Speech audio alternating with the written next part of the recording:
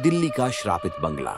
मुख्य पात्र रोहित, एक साहसी युवक जो रहस्यों की तलाश में रहता है। रिया, रोहित की दोस्त जो भूत प्रेत की कहानियों में विश्वास नहीं करती। अजय, रोहित का दोस्त जिसे रोमांच पसंद है। नेहा, एक संवेदनशील लड़की जो आसानी से डर जाती है। रघु काका, बंगले का पुराना चौकीदार जो इसकी डरावनी सच्चाई जानता है।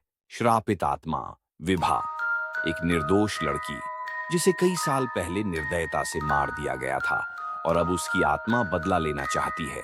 दोस्तों, कहानी की शुरुआत करें इससे पहले आपसे एक गुजारिश है कि आप हमारे चैनल को सब्सक्राइब करें और बेल नोटिफिकेशन को दबाना न भूलें। Subscribe my channel. दिल्ली के बाहरी इलाके में एक पुराना वीरान रायपुर हवेली नाम का बंगला था। यह बंगला कई सालों से खाली पड़ा था क्योंकि कहा जाता था कि वहां अजीब घटनाएं होती हैं। लोग दावा करते थे कि उन्होंने रात में वहां से अजीब आवाजें सुनी हैं, किसी लड़की के चीखने की, किसी के हंसने की, और कभी-कभी तो वहां चीजें खुद ब खुद हिलती दिखती थीं। रोहित, रिया, अजय और नेहा को रोमांच का बहुत शौक था। एक दिन वे इस हवेली के बारे में सुनते हैं और तय करते हैं कि वे वहां जाकर सच्चाई का पता लगाएंगे।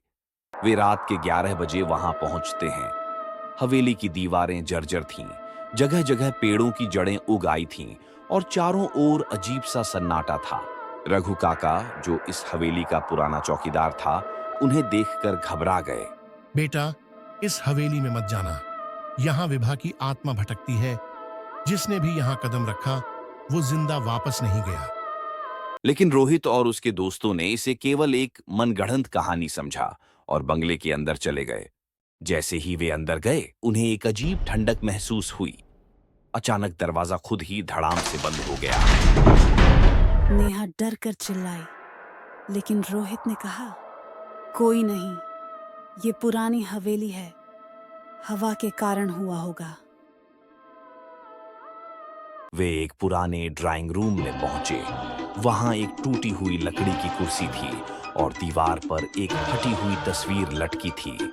तस्वीर एक खूबसूरत लड़की की थी। रिया ने उस तस्वीर को छूते ही अचानक जोर से चीख मारी। उसकी आंखें सफेद हो गईं और उसका पूरा शरीर कांपने लगा। उसने अजीब आवाज में कहा, तुम सब मरोगे, ये जगह मेरी है। और फिर अचानक सामान्य हो गई। सब लोग सहम गए, लेकिन वे समझ नहीं पाए कि ये क्या हुआ। रहस्य का खुलासा। अजय को ऊपर की मंजिल से किसी के पैरों की आहट सुनाई दी। वे ऊपर जाने लगे। जैसे ही वे पहली मंजिल पर पहुंचे, उन्हें एक पुराने कमरे का दरवाजा थोड़ा खुला दिखा। वे अंदर गए तो वहां एक डायरी मिली। डायरी में लिखा था, मेरा नाम विभा है। मैं इस हवेली में अपने परिवार के साथ रहती थी, लेकिन एक रात कुछ दरिंदों ने मुझे मार दिया और मेरी आत्मा यहाँ कैद हो गई। जो कोई भी यहाँ आता है, मैं उसे अपने दर्द का एहसास कराती हूँ।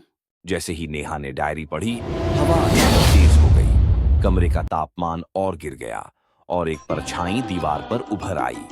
तुम सबको मरना होगा। अब तक सबको समझ आ गया था कि वे बुरी तरह फंस चुके हैं।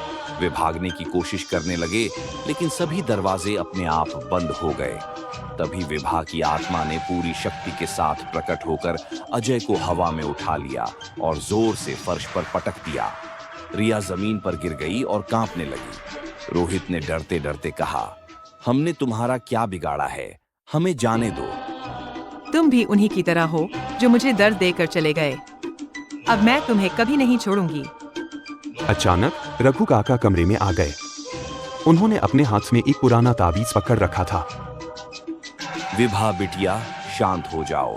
ये तुम्हारे हत्यारे नहीं हैं। तुम्हें मुक्ति चाहिए तो बदला छोड़ दो। आत्मा एक पल के लिए रुकी। अचानक हवेली के अंदर की हवा सामान्य होने लगी। विभा की आत्मा रोने लगी और धीरे धीरे एक सफेद रोशनी में बदलकर गायब हो गई। सुबह होने तक रोहित, रिया, अजय और नेहा किसी तरह वहां से बचकर निकल पाए। वे समझ गए थे कि आत्माएं होती हैं और उनके साथ अन्याय होने पर वे बदला लेने के लिए भटकती हैं। उस रात के बाद रायपुर हवेली हमेशा के लिए बंद कर दी गई। लेकिन लोग अब भी कहते हैं कि अगर कोई रात में वहां जाता है तो विभा की सिसकियां अब भी सुनाई देती हैं।